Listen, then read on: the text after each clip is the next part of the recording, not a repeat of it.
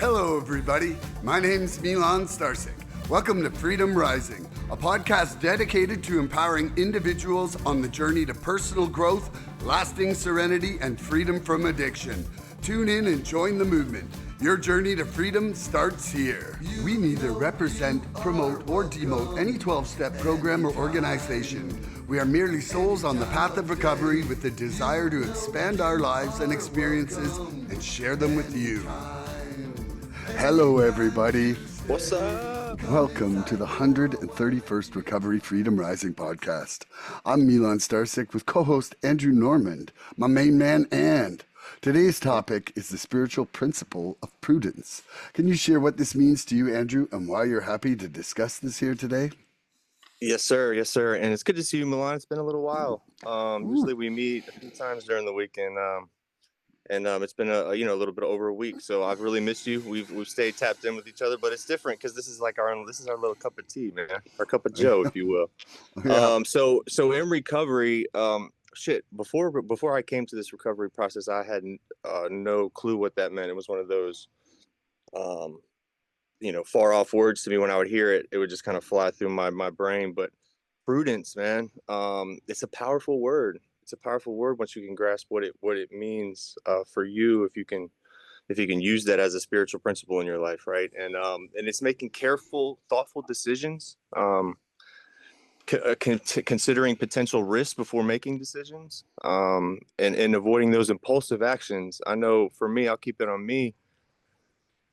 Impulse was my command, man. Like I acted on impulse every single time in active addiction. I felt like if I wasn't acting on impulse, I wasn't getting over on whatever situation I was supposed to be able to get on. I mean, there were times where I would literally leave work, or I would make some excuse up to drive an hour to go. Like I couldn't believe, looking back at the things that I did, and some of the excuses that I made and some of the lies that I told, interweaved with other lies and other lies, and it doesn't allow for this word to mean anything to you or of substance in active addiction. Me for sure. And so it helps me build a strong foundation. It's assessing the risks, making informed decisions, carefully evaluating situations. It's that pause button. We talk about that pause button a lot. I mean, it goes into that pause button, be able to step back and seeing if what we're getting ready to do is aligned with our values and who we want to be as a person going forward. But it helps me keep away from those triggers for relapse. It encourages us to restrain and avoid those impulses. I said those impulses, and I think we're going to talk about that a lot today. I would act on impulse every single time, and I thought that I was doing the right thing, that was aligned with my heart, and I was really just doing what was aligned with my disease, because as we know now, once we start using, our choice is gone. We don't have that choice.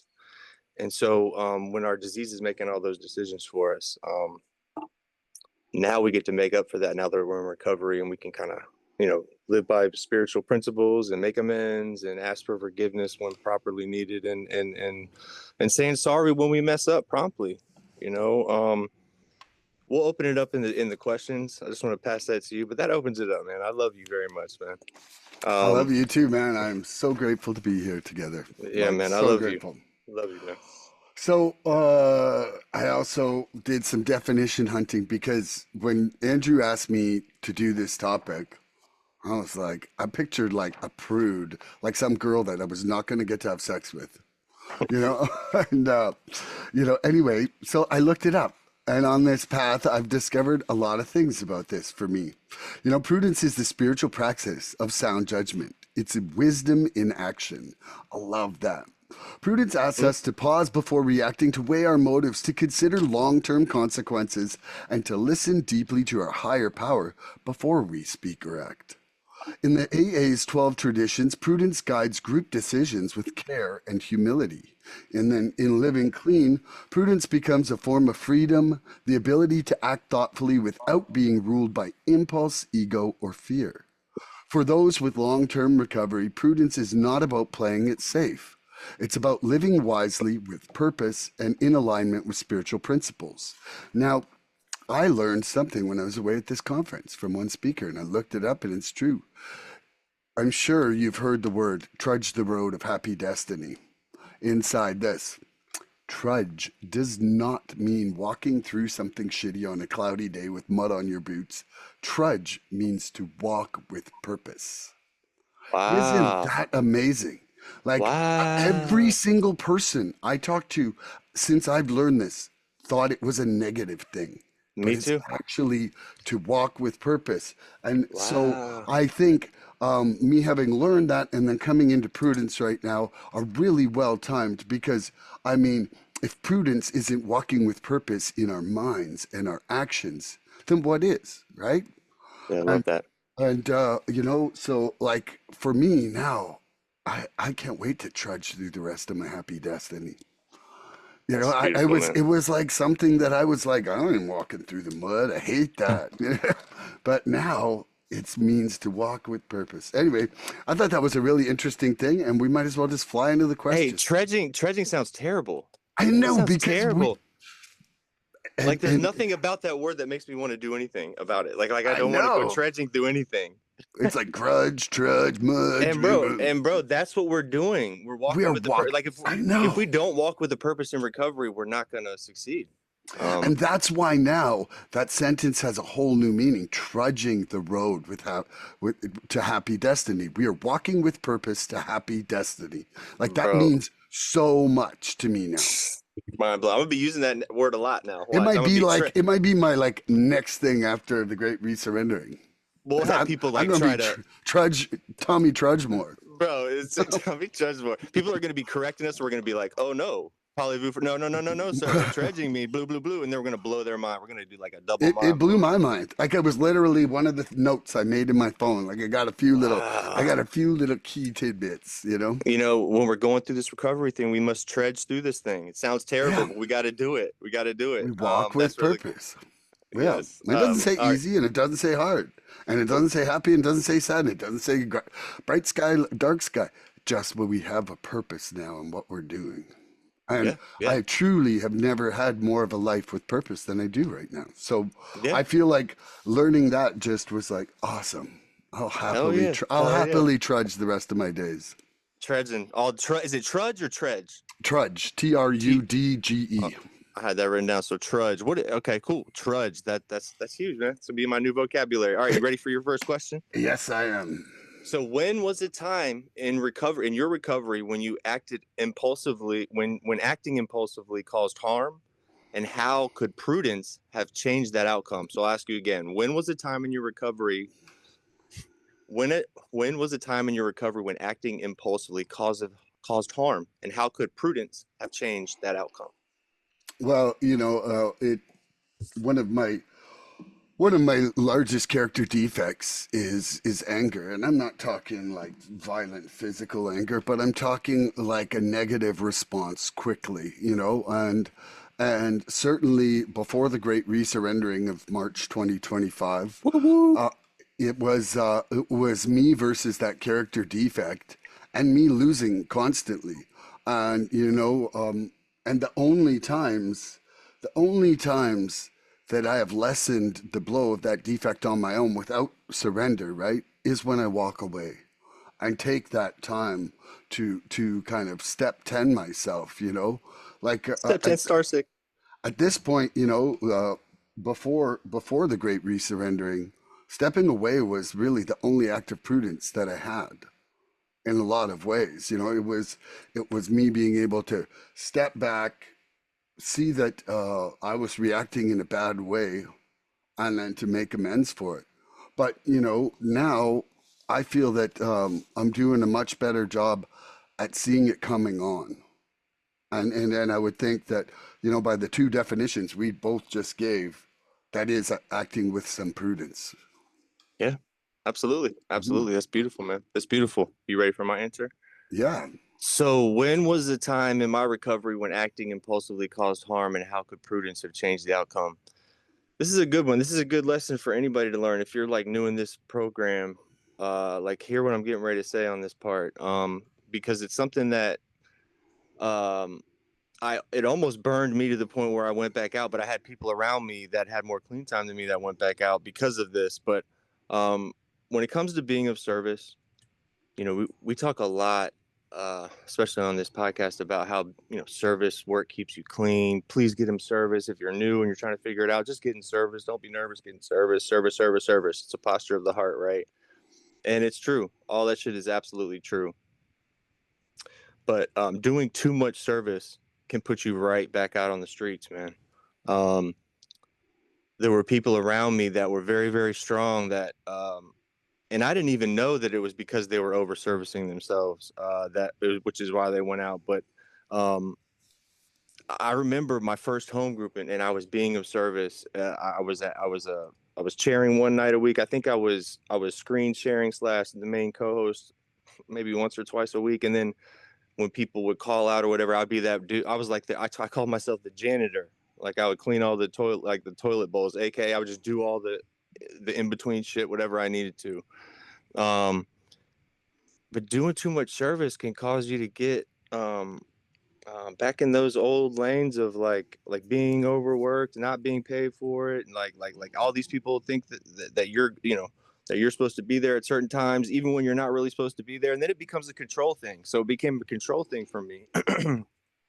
And there was this lady, Miss Sarah, who I still talk to every once. She still pops in our home group every once in a while. I love her. Um, she had 3 years clean, a little over 3 years clean. And she was like the main lady. She was like the main woman in our home group. It was a newer home group, kind of smaller, local one. Um, and I remember the day when we were talking about her being a little bit too much of service, but I didn't really understand. I thought service, it didn't matter how much service you could do, as long as you're of service, like that's good. You're staying clean of service, right? And she came. I remember when she came into the meeting and she said, "My name is Sarah, and I have like a day clean." And the whole meeting just broke down, man. The whole meeting just started crying. Because we didn't have. She was like she was hosting, I think, twice a week, and then she was like my other fill in. We were like the workhorses of that home group, and I remember really acting on impulse, just being that one that was always there. And I was in service at another home group too. So I really didn't know what I was doing until Sheaf dropped, and then I'm sitting there going, I should pick up more spots because she dropped. But then that's when my sponsor just kind of tapped me on my shoulder and was like, "Bro, if anything, you need to do less service."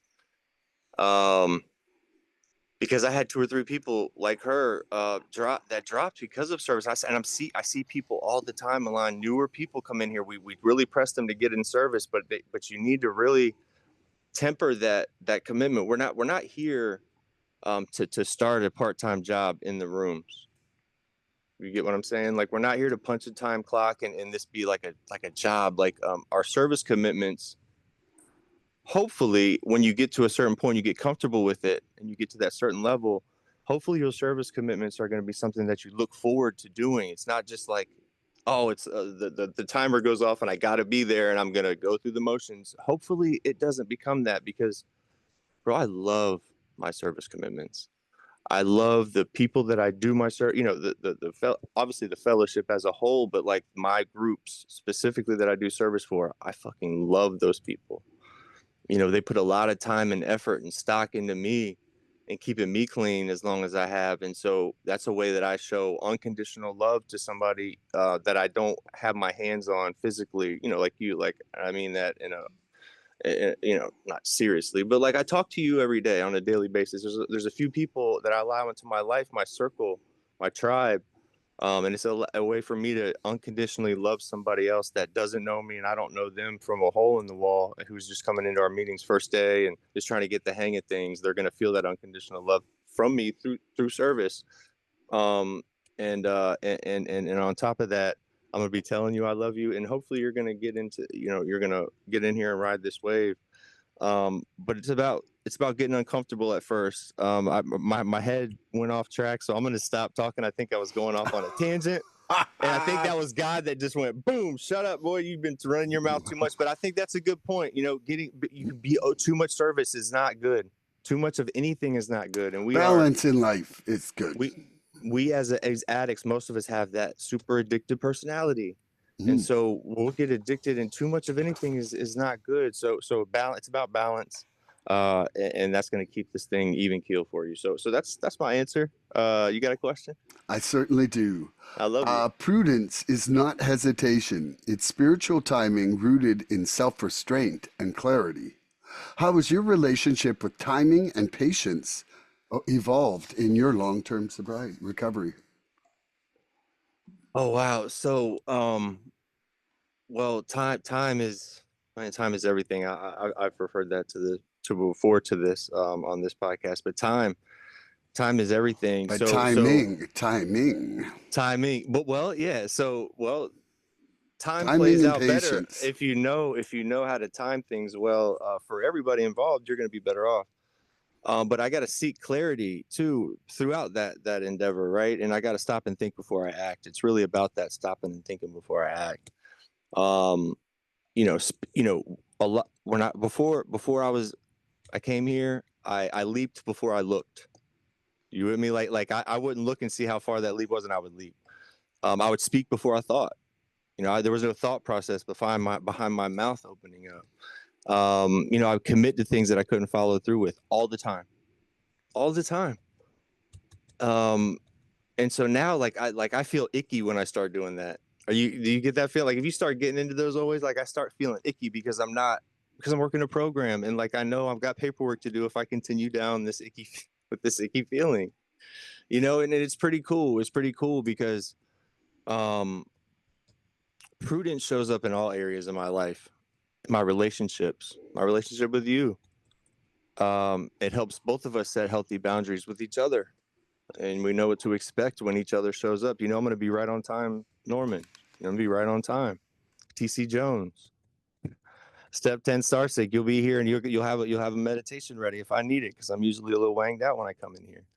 But in my finances, it reminds me to be a good steward of my resources, if you will, right? Being prudent with my resources allows me to maintain growing as a healthy individual in society, which is ultimately what we're looking for here. Excuse me. Um, it's about the spiritual direction that I'm looking for through this process. It's not about my self will anymore, Milan. You know, when I start feeling ungrateful, um, I haven't tapped in spiritually enough for that day or that moment, and so I'm looking for spiritual direction here. Um, and when I'm in service, when I'm trying to be prudent in service specifically, I have to ask myself, is this the best thing for the group? Or the best thing for the newcomers is the best thing for what I think should be done, right? And so if I can keep my head in this literature and keep my head tapped into this step work, man, I'm gonna always stay abreast of the situation and be able to know like what I'm doing if I'm being of service, especially if I'm hosting a group, for the best thing for the group. And it's coming from a place of true love and not just from a place of control. Because as an addict, I could get some service commitments and be in a chair, and then I can really let it get to my head. And then my ego is not my amigo, man. It just got out, and then I look like an asshole when I'm trying to be of service to the group and to the fellowship as a whole, which saved my life, man. This fellowship saved my life. So how do I get back? I'm of service, but I'm trying to stay prudent as well. Um, I put down here without prudence, I can just get in this downward spiral where it's like I feel like I'm enthusiastic, but I'm being reckless. There's a reckless action that I'm taking, but I'm feeling like it's enthusiasm. So I think it's like I'm excited about it, and so I think I'm doing the right thing. And so now that I don't have drugs in my system, I start cleaning out a little bit. I can notice the difference in those two, right? If it's an unhealthy enthusiasm that I'm partaking, I'm gonna start feeling some kind of way.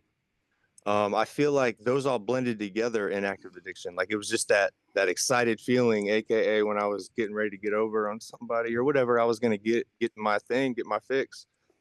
That was that one feeling. It was all just blended together. I didn't have these little subset of feelings where I can have enthusiasm in a negative and a positive way. And now I can see it and channel it the right way. And I can ask for help, man. I can pause before reacting, ask for help, and consider the long-term consequences. I didn't have that in my wheelhouse in active addiction, man. So and again, time, bro. If it costs me my peace, it's too expensive. So time is so important to me today. The prudence part just continues when we making good decisions. If I'm making bad decisions, I'm gonna continue making bad decisions. If I can try to make good decisions, I'll continue to roll through on that on the good aspect of things. So I don't know if that answers your question. I love you, I man. loved it. I'm just I glad to want be here. I want to make one comment when you said if it costs me my peace, it's too expensive. There was one of the speakers that I was listening to, and he said, you know, am I acting in this moment like I am valuable and that my serenity is priceless? Or am I passing those things away like they're salt at a dinner table? And I was like, whoa. Ooh, okay. I'm like, I loved that Mm. analogy. You know, he's like, Yeah. I don't pass the salt anymore. He's like, you get your own salt.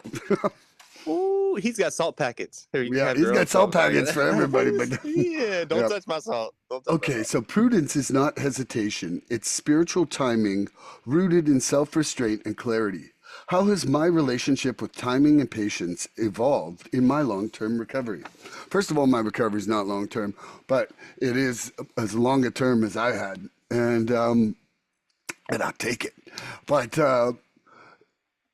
the thing that comes to my mind with this question immediately is how, when I am praying for these shortcomings and defects to be removed, how, you know, that my sense of timing not being mine, like everything had to be now. I was like, I remember, I remember like cruising people, like, who am I going to party with? Who am I going to party with? And it was just like, man, if you didn't respond 2 minutes later, I'd be calling someone else. And when that other person would try to call me back, I wouldn't even answer for them because now I was on to the other people. F you, dude. Well, it was just like I needed my impulses satisfied immediately, and that's Yeah. all it was. And now, you know, I'm dealing with a real entire change of person, and that doesn't happen in my speed or my time, and I'm having to build patience and be grateful for the incremental changes that are occurring in my life. And without that gratitude and that patience, then, you know, it's like the whole system just kind of breaks down and I'm stuck by the side of the road and there's no tow truck coming because he's like, sorry man, you had no See ya. gratitude, get No out of here. breaks. No breaks. And so, you know, for me, it really is about seeing that this doesn't all happen in my time. And when I'm actually just present in what is happening around me, it doesn't really matter in the same way. You know, like what I want done now is probably what doesn't, like, is not what needs to be done right now. And it's learning about asking what should be done. You know, it's learning about listening back. And, you know, I'm going to have this guy on from Texas who gave a really wonderful share about two-way prayer. And I'm not sure if you've gotten into that No, with what is that? What is that, man? Oh, look up twowayprayer.org, and Okay. then, but it's a really big thing about using your prayer to actually have a two-way conversation with your higher power, and uh, and it's really like it's kind of like the next level from entry level prayer, and Putting a finger on the answers kind of thing. Like you're kind of like actually creating a forum for the universe to respond through you. It's really okay. cool. Yeah, I'm gonna it's check a that out oh today. yeah, yeah, yeah. It's a really cool thing. And but part of that is, you know, when you were talking about, you know, my relationship with timing and patience is that if I am just doing that next right thing right now, then what is unfolding is the right thing unfolding, you know. Yeah, yeah, yeah, yeah. Uh, and and just kind of going at it from that, you know, and um, that satisfaction with it occurring that way is something that I didn't have any of before, and I'm getting greater and greater satisfaction of the more I'm exploring the world of surrender. And I'll leave Dope, that man. there. I'm gonna have to look that up. I'm gonna look that up, bro. Oh yeah, oh yeah. No, you're You gonna you love it. you ready for your answer? Our question? Yeah, yeah. So I don't want my answer. I got Yes, I my love answer. you. I love you more. How do you practice pausing before making big decisions today, Milan? How do you practice that? So I I'm actively, you know, really trying to step back when I'm seeing the either that impatience or anger or just kind of like rash judgment, like in moments where I'm talking with loved ones and I'm seeing it go sideways, I just call it now and be like, hey, I'm gonna have to finish talking about this later. Like this is, like all that's gonna happen right now is something that I don't want to be and something I don't want to say. And my big decisions right now are not moving at the speed of light, and most of them I'm trying to actually sleep on when it's something big, like I will intentionally, in conversation with other people, whether it be in my family or my business or whatever, I will intentionally postpone something for a day or two and be like, okay, I would like to reconvene about this in a day or two and have time to actually like meditate, sleep, pray, walk, go on a walk and think about it. Like quite often for me, I find that the right answer comes to me when I'm just can get myself to a good state. And it's Yeah. almost like I might not even be asking that question at the time. And it's like, boom, that's what you're supposed to do over there. And I'm like, okay, that's what I'm going to go do over there. And yeah, Oh yeah. and Oh yeah, that's that's pretty dope. much, I for, like that. yeah. I like that a lot, man. I like that a lot. That kind of rolls into my answer. So, what is it? How do I practice pausing before making big decisions today? Um, I was looking at it like this, like prudence is like a lot of these other spiritual principles. We can all read a definition and go, man, I know what that means. I know what that means. But to actually put it into play in our daily lives and to actually work those things into our lives is another situation, is another deal, right? It's a lot harder to do that. Prudence specifically is one of those, to practice daily, right? My disease tells me to act now. um my ego co-signs that shit, man. Like, my disease is like, bro, let's go. And then my ego's like, fuck yeah, let's go. I'm in. I'm in. You got a driver. And then fear tells me to avoid the situation altogether, man. So I'm like, so I've got two people in on the wrong things. Then I got fear being like, let's get the hell out of here, right? So you got fear who's taking the drugs and running away with the drugs. Then I got I got the mob after me because I signed up for the job, and then I got my fear who's running away with the drugs, and then I'm running from everybody, man. So that's where my disease used to play and just take me out of the situation completely, like you just wouldn't find me. No, fuck the maybe, man. Screw the maybe, man. I was the bro. Where is he? Where is that dude, man? So all that fear, mixed with that ego, co-signing my disease's bullshit, is what took me out of the game every single time. And I didn't even need all those things to take me out. I just needed one of them. But I think that the disease for me was wrapped up in all of those, where it was just like I was in a hurricane of that shit constantly, and so I would get a little bit of, I'd get my DOC or whatever, man, and that hurricane would still be there, but I would just be able to be like in this snow globe in the middle of it. Like, yeah, I'm chill. I'm good. I'm good. Well, meanwhile, the whole shit is just burning down around me, but, because I can practice this word we're talking about, prudence, right? I can trust that things are happening today on God's timing.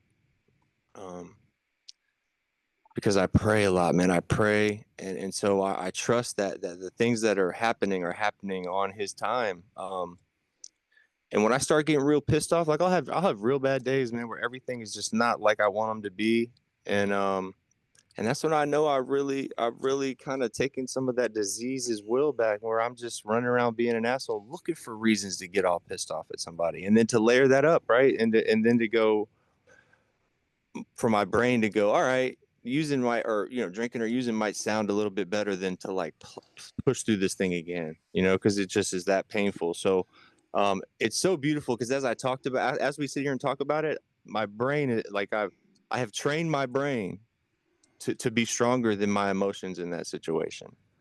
Like as I'm thinking about it, my brain is like, bro, I've got bigger muscles than that shit. Like I'm not, like, it doesn't pass that beginning stage of the thought or the thought to just talk about it. So that's where I can stay aware. I can have that self-awareness that I need to keep at all times, man. If I'm not self-aware, bro, you know, I, I've shown if I'm not, I'm going to hurt people. And I'm not in the business of hurting people today, Milan. I'm in the business of helping people, including myself. So if I'm hurting people, I'm hurting myself as well, right? I used to think that as long as I wasn't hurt or not getting what I needed, that I was that it was okay, right? Because I'm moving through the world without friction. But all the meanwhile, I'm just making it harder for everybody else to love me and still live their life near me and close to me, and to keep in contact with me because it's hard to watch people that you love go down. It's really hard to watch people that you know and that you love, family members go down, and you might have the answer, or like somebody's trying to help you out, and they're still going down, down, down, looking you in the eye, being like, "Leave me the fuck alone." Like it's tough, and I used to do that to my family, man, my the closest people in my life. So I'm just grateful I'm not doing that shit anymore. I'm not acting like that anymore. So it was a great I question. love you, brother. Love you Uh, too. yeah, I got someone real close to me that called me last night, confessed that they were relapsing, but they're kind of in a constant relapse. I would say they're not even in a program right now, to be honest, but they got some fentanyl with, like, aside from their DOC from their dealer, tried to kill themselves with the fentanyl and ended up not succeeding and now falling in love with fentanyl. And now they've got their DOC and fentanyl. Like and I'm Oh just my I god. feel like I mean honestly I feel like this person's just signed their own death sentence and you can't do anything about it.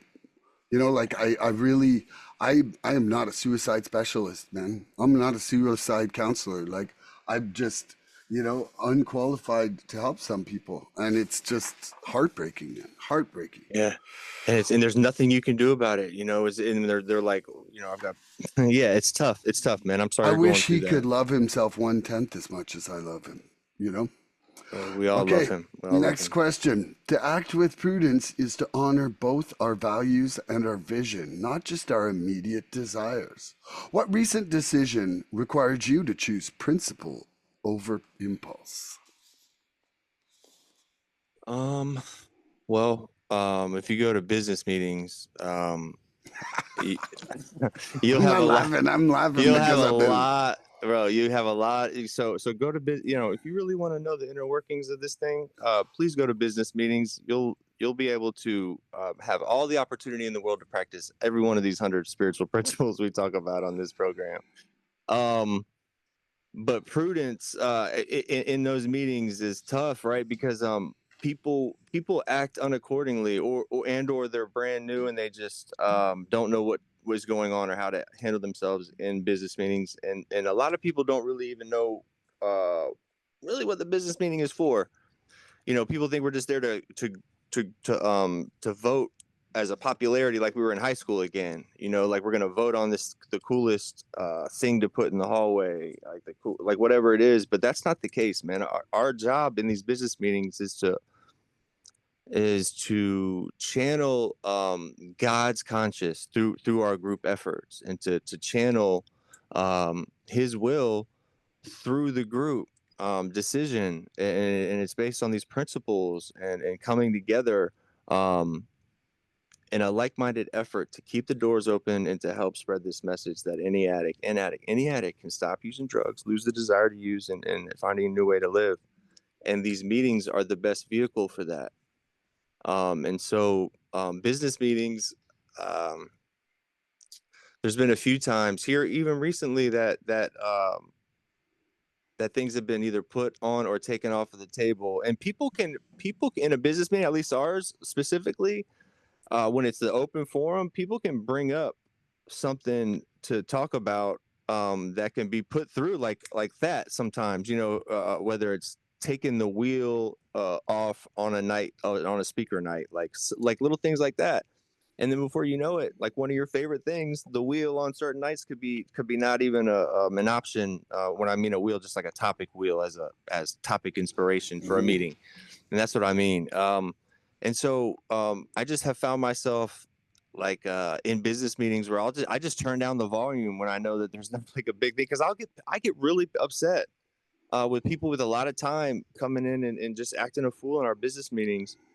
And and it's tough for me to really to just shut up, you know. And I like to say this, like I have the most to learn when I have a whole lot to say, and I can shut the hell up.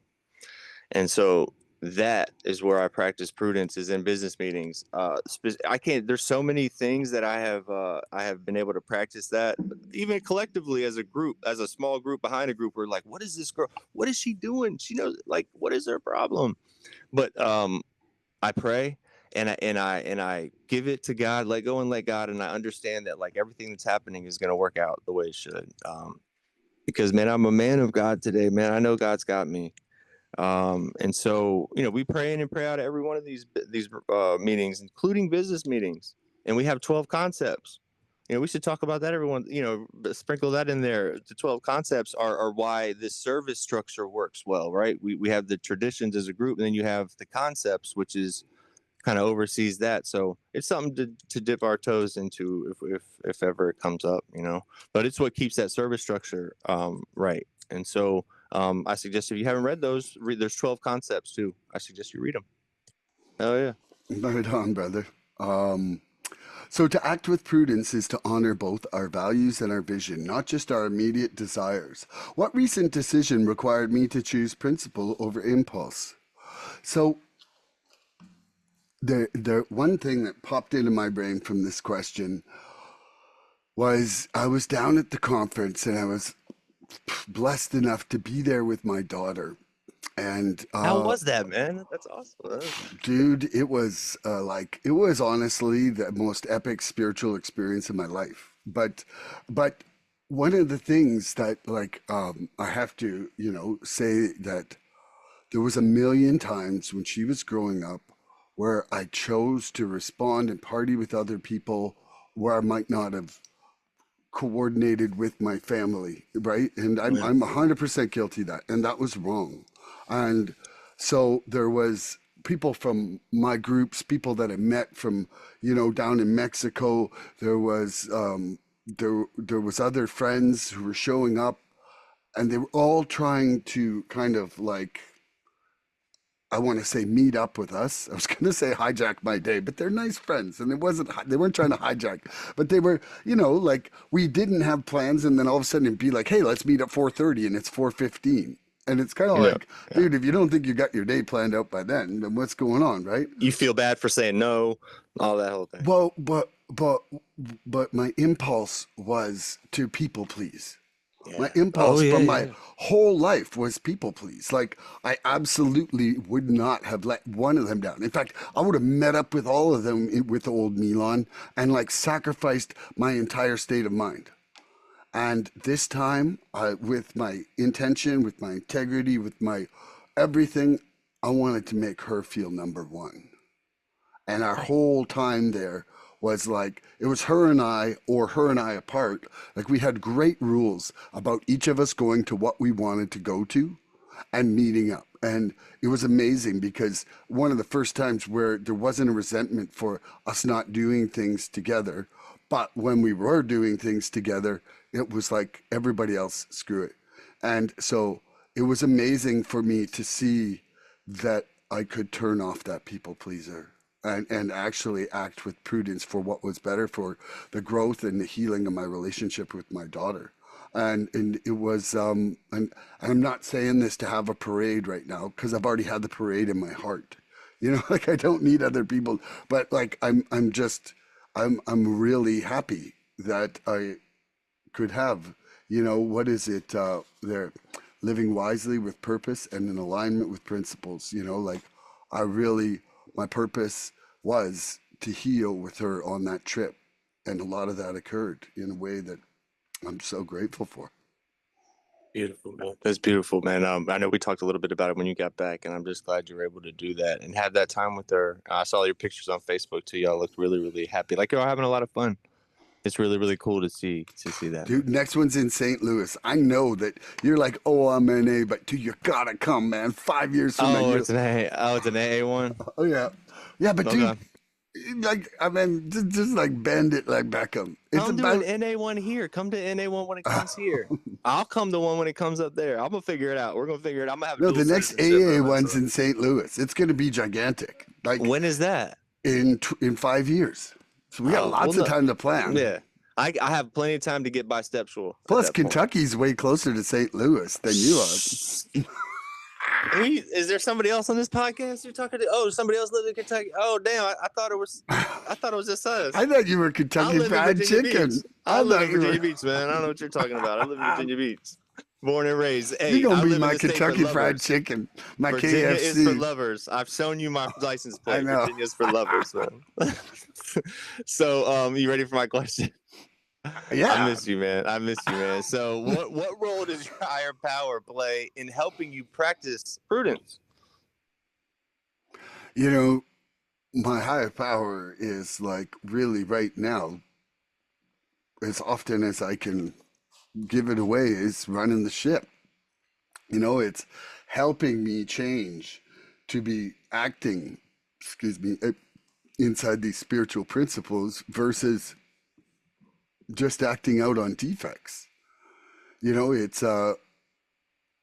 It's allowing me to have somewhere to go inside my heart when I need some guidance. Like I can tap in anywhere. I can just step aside and have a little prayer, and that can change how I'm going to either act with or without prudence. And quite often now, you know, I'm praying for that wisdom, and it's showing up in different ways. Even if it's just for me to let it go. You know, I was Surrender. I was walking the day after I got back from the conference, and I was listening to this thing, and it was talking about surrender, and it was like talking about kind of using the imagery of pulling on a rope, and everybody knows what it's like to pull on a rope. So like when you're sitting there, pull on a rope with your arms, like just kind of do it right now. Pull it like you're pulling. Now let Mm-hmm. it go. Let it go. Ah, And that's what surrender should feel like in your soul. yeah. And so it's like, I can you know, breathe. but it's like everybody can visualize letting go of a weight like that. And Yeah. it's a great way to start getting yourself to feel that surrender about different things. Yeah. And so, the only way I'm going to act with prudence is if I'm living in surrender. Yeah. You got to be powerless. You got to admit that powerlessness. You got Yeah, to be powerless. but you've got to let it go. Like let that rope go back into the ocean and Let just that be. tension just go. Let the Yeah. tension go. Let all It's your like, muscles and that's relax. it though, is that what you start to learn to recognize is when you're holding a rope. Yeah. Yeah. Like how, It's like, like I'm like that tension is somewhere inside you, some muscle, some fiber, some thought is starting to flex, and you got to let that rope go. and then you build up, and then that muscle kind of gets built. It's like working You out. you Like the you first couple build a times you, relaxation skill. Like you're just like, oh, yes. let the rope go, let the rope Then, go. You then, can then no what? longer hold ropes. Then what happens is, metaphorically, is you can add more weight to your routine, right? Yeah. Because you're getting used. You're lifting weights. You can add another 25 dumbbell to that, What it like as is you're is going. is even it's the opposite. It's that you become like the lightning releaser. So you never actually hold more than a quarter of a pound because you instantly recognize it and you let it go. Like Yeah. you'll so very few, like very not often have a heavy weight because you've now trained yourself to spot the second a weight's dangling on you. It's almost like your spiritual fitness before it Yeah, gets to the body. That's yeah, cool. That's dope. yeah, That's dope. So you're trying to yeah, stay spiritually tapped in and fit. That's dope. I like yeah. that, man. It's a good way to think about it. It's a good way to think It's about just it. like let that rope go, and you can actually feel it, just like when you're letting anger go. When you're actually like it's like, and Hell yeah. sometimes it's worth it just to even flex your arms and then let them go, because then you have that you're initiating a physical response to match what you're Physical. wanting to do emotional. Yes, yes. Okay, okay, Milan. Oh, step 10 Starcic. Come on with it. Come on with it, Yeah, Sizzle Pan. Come on, Sizzle Pan Starcic. That's your new name, Sizzle Pan Starcic. Scissor pants. Sizzle pan, like Oh, bacon in a sizzle pan. pan. I thought it was Sizzle sizzle. pan Starcic. So let me. What role does my higher power play in helping me practice prudence? Great question. It plays a central role in that today, because I'm like I said earlier, I'm looking for spiritual guidance, and so drugs, narcotics produce this illusion that my life was manageable, Milan, and it wasn't. And it wasn't. So I use drugs as that artificial means to tap in spiritually, and so the real problem here isn't the drugs, and we've talked about this too, man. It's not the drugs; it's my conscious separation from God. When I was in active addiction, I was running from Him. I always knew there was a God, something going on, but I was never able to tap into it because I felt like if I did, why am I going to pray to something when I'm doing the wrong things? When I'm doing drugs, I'm getting over on people. I'm not doing anything that makes me feel good naturally. I have to use chemicals to make me feel good. So why am I gonna pray and try to talk to Him? Because I felt like the little things that I did have good in my life, they would be gone if I did tap in with Him, or if He caught up with me. Does that make sense? Like I felt like if He did have time to catch up with me, if I stopped at any point, that the few things that I did have in my life that I felt good about, I wasn't going to have them anymore. Um, and that in itself, as I think about it, Milan, it like like that is it itself at work right there. The fact that I didn't want to have to try to explain myself to Him, is Him working on the front part of it.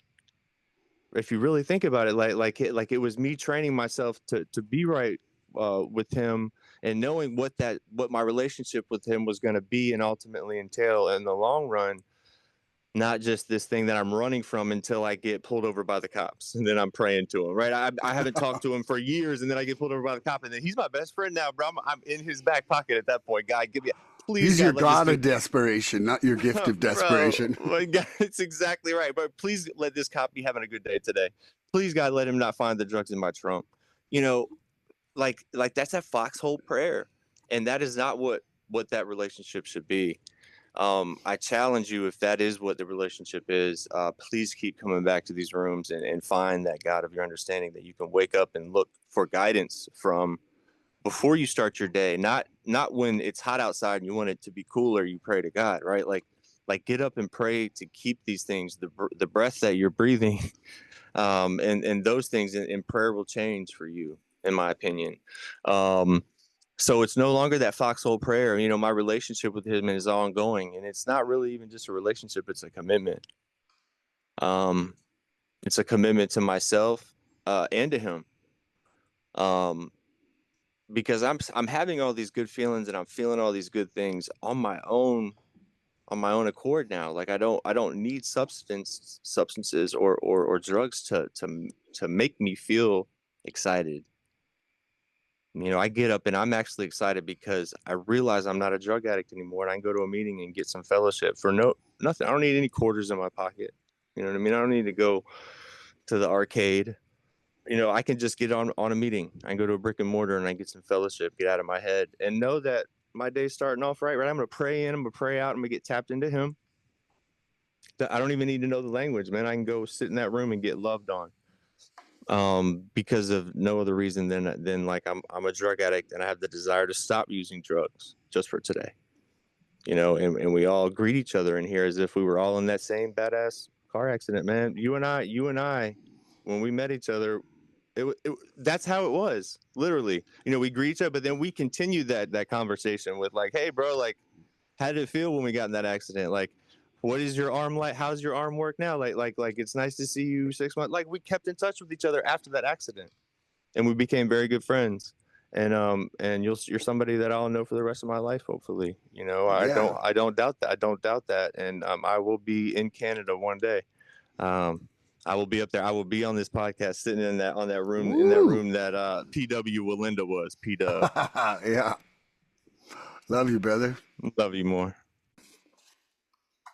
And now, are you ready for my next question, Theodore Trudgemore? Born ready. Okay, in Theodore recovery, Trudge. Prudence teaches us that just because we can doesn't mean we should. Where in your life have you learned to pause even when action seems justified? At my job, at my job, bro. The first thing that came into my mind was my job. I man, I have become a Chinese master of that pause button at my job. Um, it took me years. It took me years. I've referenced the relationship between me and my boss lady, who just in just basic terms, we don't get along from the basic fiber of everything we have. And so when she looks at me wrong, when I'm not doing anything wrong, or like to get a response out of me, for years, for over 2 years almost, and I would be able to reel it in every once in a while, because my brain would go to like, do I want to go find another job? And it would always be no. Um, but there were many times where, like, bro, like she would look at me sideways. I can't even explain to you the fire in my belly that I would get when she would look at me certain times, or when she would come around the hallway. She'd come down the hallway and she would be like, like I'd hear her voice going, like looking for to tell me to do something without even knowing what she wanted to tell me to do first. Like, her and I had big problems, man. And I have because I've been so miserable in those situations, I've turned it around to like, I have to kill her with what she wants, even though it's not genuinely where I want to come from. Um, it's helped me practice it in other ways of my life too, because I feel like now, like, if I can overcome my battles with her, and obviously I'm in a good swing with her right now. Like, her and I are besties. Her and I are fucking. I could probably go over her house and start eating out of her refrigerator right now, and she wouldn't care. Maybe not the cheese. Maybe not the cheese, maybe not anything red, but like the it's funny. It's just really cool. It's just funny. It's really funny. We're getting ready to go into a new building, and I've set myself up where I've made myself what is it when you're solid in your in your blade? What do you know? I'm Valuable? valuable, extremely valuable, like invaluable at this point. And I've been doing things that she's been wanting me to do. I'm precursing all these things with things that I've known she's wanted me to do Anticipating all her along. needs. Yeah, I can't find words today. Words are That's a, terrible for me. So yeah, it's beautiful, because what I'm doing is I'm turning my character defects, Milan, into defects with character. ooh. Like that. Okay, That's what that's we're a new doing one. here. That's a new That's one. what we're That's a, doing. That's some sizzle. you got a It's a couple bit of new tricks sizzle. in your sleeve. So that, and that's something that I have in my trick sleeve. So look, in an active addiction, like, and this is my, our definition of insanity is doing the same thing over and over, expecting different results. As my definition, I think it's this is in one of our JFTs throughout the year. In active addiction, as an addict, most of us, our thoughts on that is like, we continue to do the same thing over and over, knowing that those results are going to be the same and failing, but we continue to do that shit over and over. We don't even expect that there's a different result. We know that shit's going to fail, and we still do it. That's how sick we are, most of us. So, would you agree with that? Yeah. Oh, yeah. Like, we know that shit is we're probably going to go to jail, but we do it anyway. It's Yeah. crazy, man. It's crazy. Like, you cared more about getting that fixed than than your life, than breathing. Mm, You can't do the fix if you're not breathing. yeah. So you need to breathe. You need to breathe first. Put that mask on you before the kids when you're going down in that plane. Think about that. Yeah. Exactly. Okay, in recovery, Prudence teaches us that just because we can doesn't mean we should. Where in my life have I learned to pause even when action seems justified? You know, this takes me back to my first round of steps and my step four, where I felt like, I deserve this kind of treatment. You should do this. Like, my response was being a jerk and justified. I was a justified jerk in my responses to those that deserved it. And now I'm trying to build better relationships. Now I'm looking at what's happening, and I'm trying to talk with my family members and friends about, the what is occurring as, the discomfort for me, rather than just either letting it escalate or people pleasing and pretending it's not having an effect on me. Like, I'm trying to communicate when something seems like hurtful to me and or is hurting me at the time. You know, it's really funny. And here's another one from the conference. One guy said, you know, I don't care about your feelings; those change, but what I care about is your actions. Like Yeah. you can't go back in the past and change your actions. Yeah. And like and how you're feeling and this and that is so subject to so many factors. And a sorry without action is just manipulation. That's all Yeah, it is. yeah, That's it. That's it. You got to act. yeah, When you say sorry, you got to change those behaviors. You can't just be like yeah, sorry and then just go on being an asshole. Continue being that too. yeah, Doesn't work, man. And then be like, I'm working a exactly. program. Come on. It's funny. See it though. We see it Yeah, though. It's about we see. recognizing that shit though. You That's know. right. You want me to? Is it my Yeah, you got question a to ask question you? for me, Theo? I got 100,000 questions for you, Step 10 Starcic. Um, what was it? Oh God, what was it? What was your name on the last podcast? Your first name was. I, Shit. We tried to call you by the last name, and you were like, "It was my first and last name." It's like something. oh I can't God. remember. I can't remember, man. We'll get it. Well, how has Prudence helped you build healthier relationships in recovery today, Milan? Well, you know, I would say that this is still WIP, work in progress, and you know, but it is getting me to actually look at my part using the steps. You know, using the step 10 Starsic. Using my first name. Yeah. Well, it you know, uh, getting to see my part, and then you know, hopefully having the courage to change the things I can for the future. You know, and maybe having some wisdom to see the difference. You know, it definitely Prudence plays into my quest for you know serenity in that sense, and I really hope that now I can use it to see where I'm being hurtful and where I've got to change. Because ultimately, you know, I can communicate to you when you're hurting me, or I can withdraw. But those are really my choices, you know, or just remain feeling abused, right? And like, I can't change you. And it's okay for me right now. Like, life is so full that I don't mind trimming the edge of a relationship when it's toxic for me, you know, and I never had the ability to recognize what really was toxic or not before. It was all I always had um, kind of like the get out of jail free cards for people that were still kind of being hurtful to me in their actions or that were Yeah. keeping me in a you know like where it was inevitably led me to feel lesser than to be around those people. And that's a real unhealthy place for me to be because then when I start to get there, I start to act in a bullying way to other people to try and boost my own ego up. And so for myself, it's been a real process and some of it painful, you know, like there a shitty relationship role is still a role and there's still a void when that goes away. And when you end that in life and trying to find healthier things to fill it with can take time.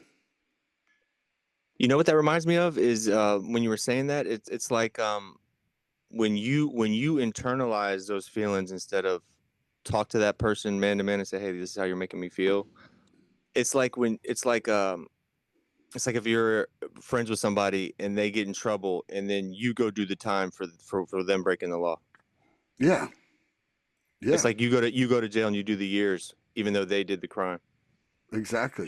You internalize it and then you got to do the time. Like you got to go through all the shit that his actions or their actions did. So you might as well just talk about it up front in the court case. Let's talk about it with the prosecutor and the attorneys and let's get this thing out and let's not go to jail. Let's not go But to you no know, one go to jail. there's a lot of people who just aren't into being self-aware and like who, quite frankly, will just it'll turn into a battle of blame. You Most know, aren't. and like I am just like so exhausted by that. I'm happier. Like I have, I'm so self-amusing that I can just like start recording and then, go to work and sleep and spend Why time do you with my think I hang dogs. out with you so much? Why do you think we hang out all the time? Yeah. And it's just, Bro, that's I don't, crazy. I really, I spent 51 and a half years either just paddling really hard to get upstream so that you would think we're not floating away, you know?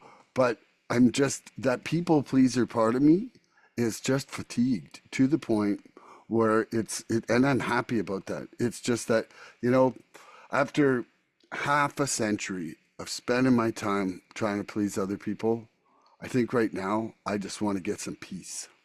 That's half a hundred. That's half a century, I and know. your people pleasing libido is on E. Yeah, it's It is done. not. It's no longer there And for that's your own okay. good. And For it's your own okay. good. Yeah. I don't have, I have zero attachment Do you know to, what that means? It means you're an honest person. I'm getting there. I'm getting there. I'm trying, It's it's a layer. It's a layer of honesty because you're not. It's the self Well, dishonesty portion that you're not caving into. And my sponsor says this: the truth is a holler, even at a whisper. yeah, So you can't lie to yourself, bro. yeah. You know what I mean? You got to be right to yourself. So that's beautiful, man. I love you, and I love you for everything you are, man, and what you bring to my life. And that's why we talk about building new relationships. And I don't have too many people's phone numbers in this phone that I talk to, outside of recovery, Yeah. because I can't come to the table like we're talking right here. They won't understand what I'm trying to do if I flip a situation on its head in terms of trying to get it spiritually right. Like they won't understand that. They won't understand why I'm trying to do that, or at least try to meet me halfway. Mm, You know, and that's what well, you and I, regardless of what happens, we'll always try to meet each other halfway and have that discussion and move forward, because it's about keeping our relationships and keeping that peace today. It's not about being right. It's not about being right all the time and shit, man. It's about no. meeting somebody halfway and knowing that you and I being friends going forward and remaining peaceful with each other and being able to foster each other's peace, right? This is we help each other remain peaceful. That I gotta remain meeting you at least halfway, or why would I ask you to meet me anywhere? you know, I can't ask you to meet me anywhere if I'm not doing half the work. So Yeah. it's how this whole thing works. It makes me proud of myself to be your friend, and vice versa, right? It makes me proud to be in the circle that I'm in today, because I'm putting in time and effort in these people. Time is money. All right, time is everything. Time is that, we spend that time card. We throw that shit out there like we don't know when the ending balance is. It could be today. So time is extremely valuable to me today, man. And I try to pick and choose who I spend my time with today. It's very, very important, because we don't get it back. We never meet the same people twice, man. Think about that. Even when you know them, you never meet them twice. Like the dude I met today is a different person than you were yesterday that I talked to. So, I love that. yeah. Okay. Is it, I who's think it's your asking? question to me. Okay, good. I was thinking so, but then I got a little bit. I got 20 Okay. minutes.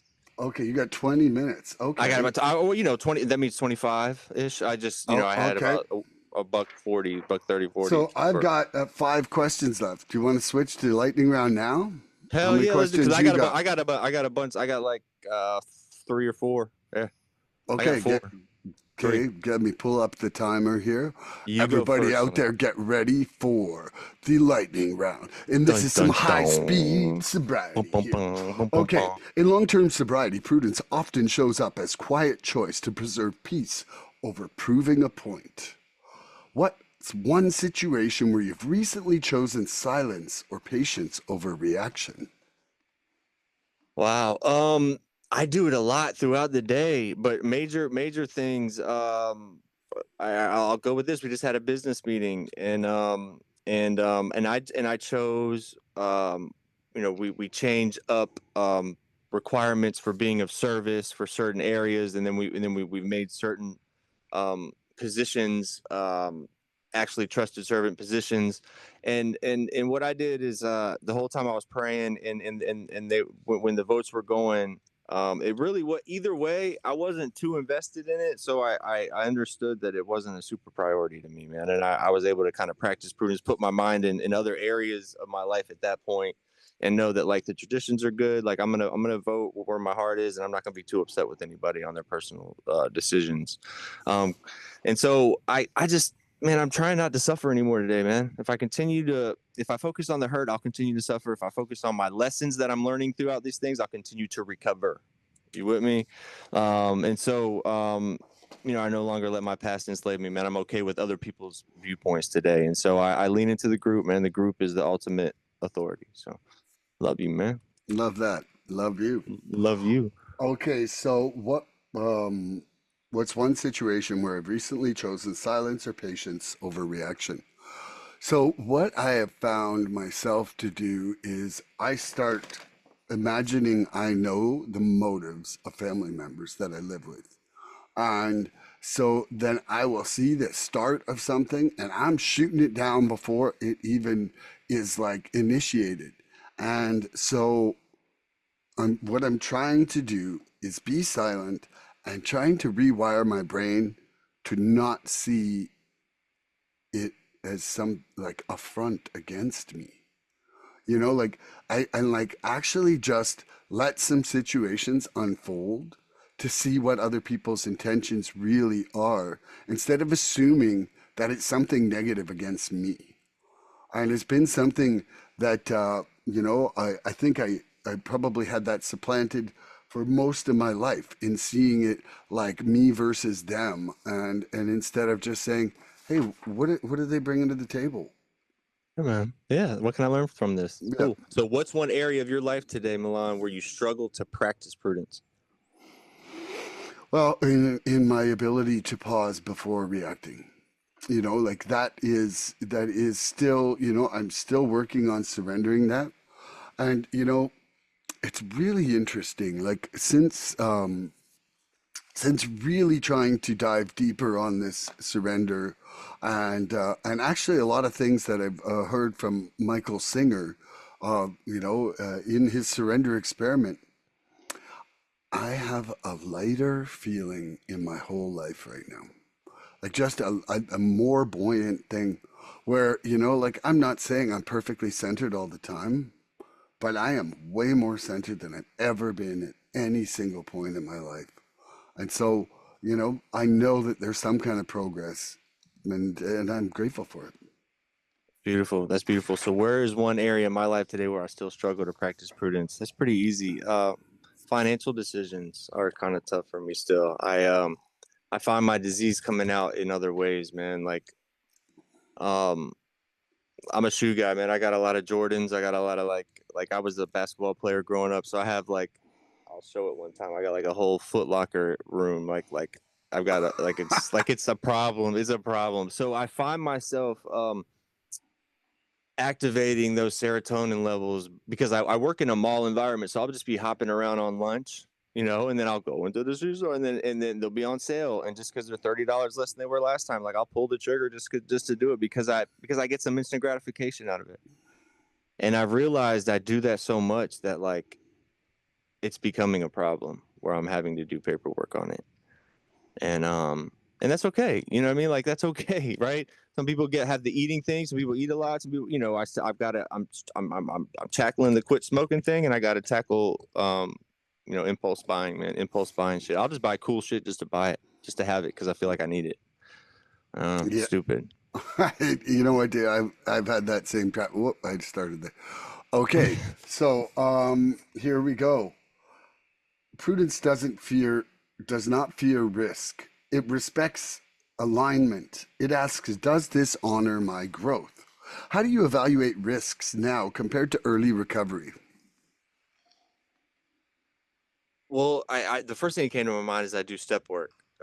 As I continue to stay in my step work, what does STEP stand for, Milan? STEPS, solutions to every problem solved.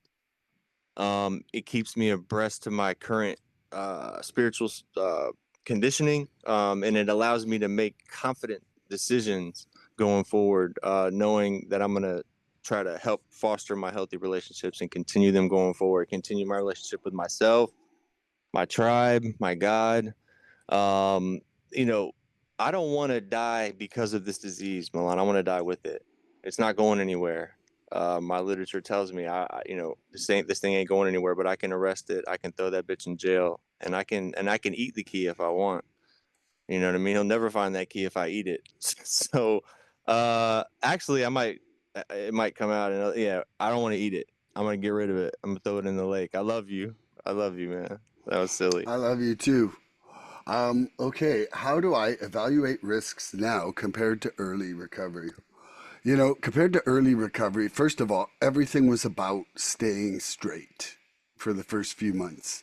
And, I really feel that in the respect of wanting to drink or use or anything, I feel I'm starting to actually feel comfortable to say that I'm a recovered addict in the sense that I am not under the gun for feeling like using is an option.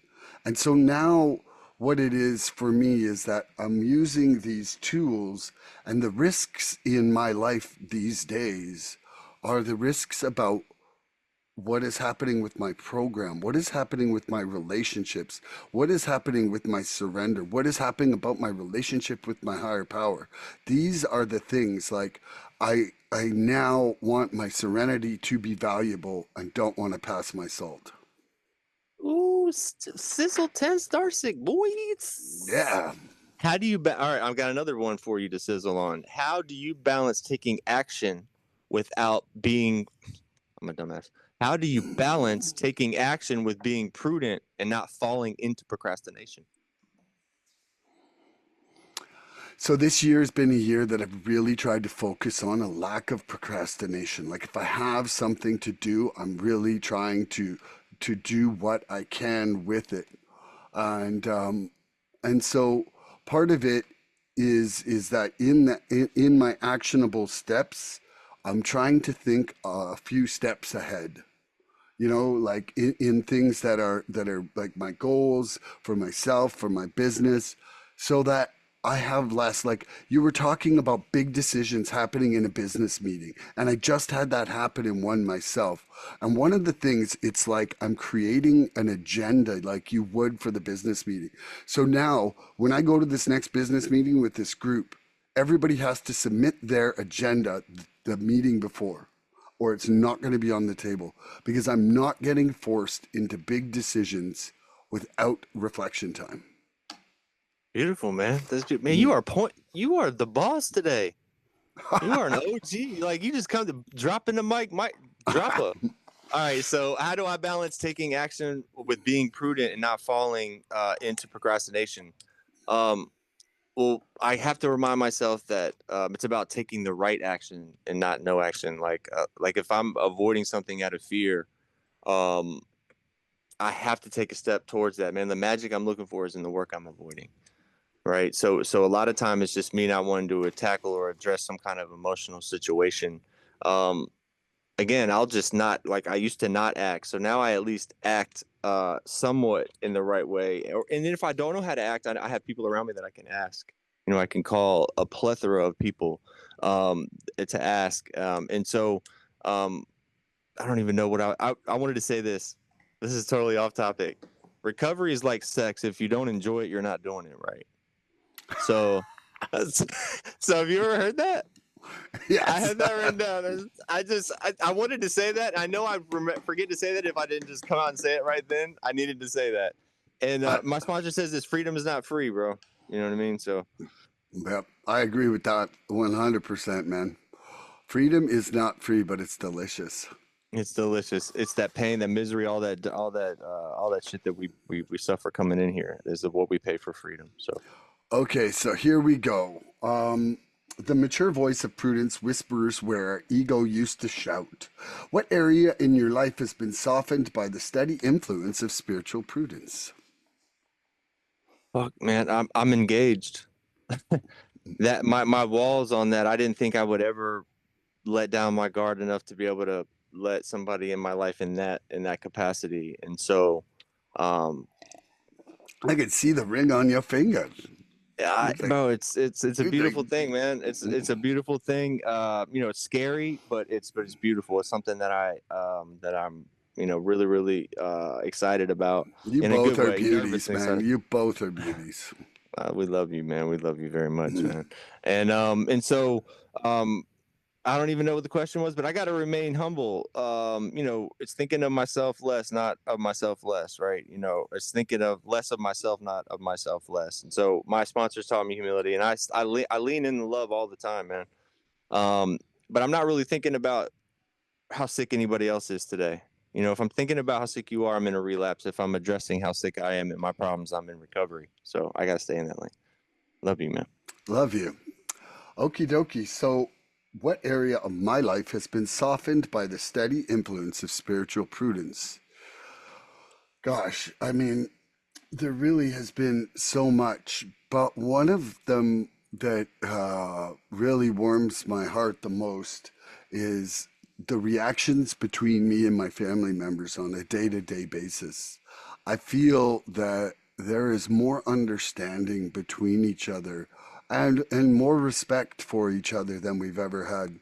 And also, really, I feel like as a family as a whole, there's more time spent lifting each other up than tearing each other down as we used to. And I think that prudence is a really big has a really big influence on that. When you can stop yourself from saying that one thing you can never take back, that's prudence. It'll save you a lot of sleepless nights. Yeah. Well, and just man, you just can't undo words. That's it. That's true. That's true. And words hurt a lot more than the sticks a lot of times, man. Those Hmm. emotional wounds. So how do you encourage others in recovery to practice prudence in their own lives, Milan? Repeat that question, please. How do you encourage others in recovery to practice prudence in their own lives?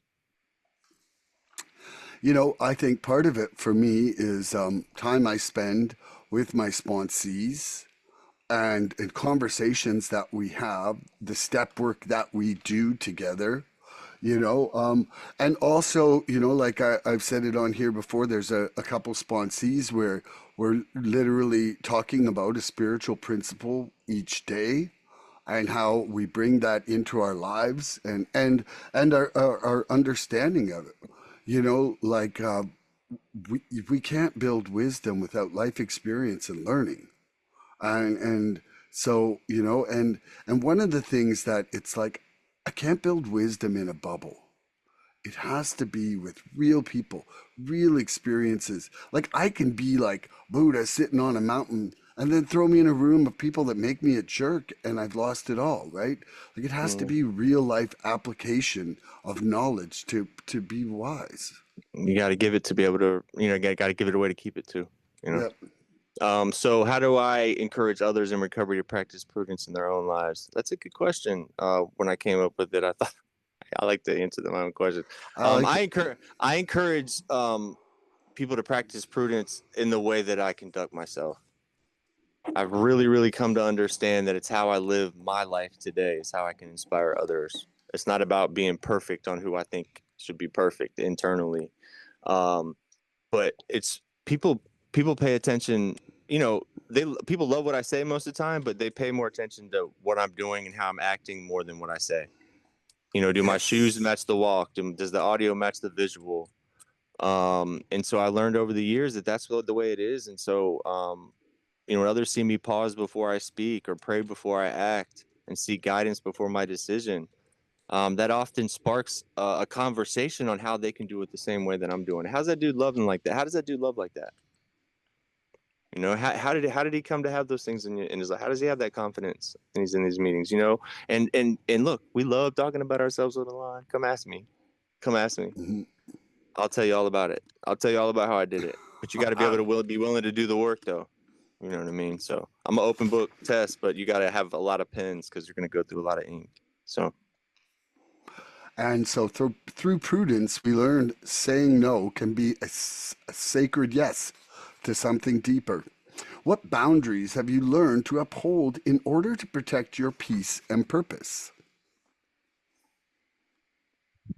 well,